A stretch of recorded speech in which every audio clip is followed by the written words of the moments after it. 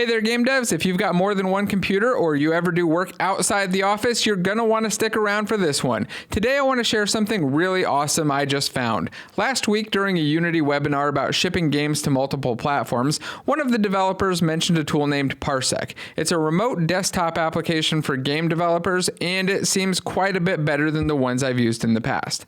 There are a couple of things that really made it stand out to me. First was how it instantly rescaled to fit my screen. When I logged into my desktop with the 49-inch ultra-wide, it automatically rescaled everything to fit on my little laptop monitor. But even more importantly, it's just fast and snappy. I could play and test games running on the system in my office remotely from my couch. It also seems like a pretty good tool for doing game demos. I'm sure doing them in person is better, but if you want to do a remote demo and show off your game, it's able to do that too. Just share your computer and play the game while they watch, or let them take over and play.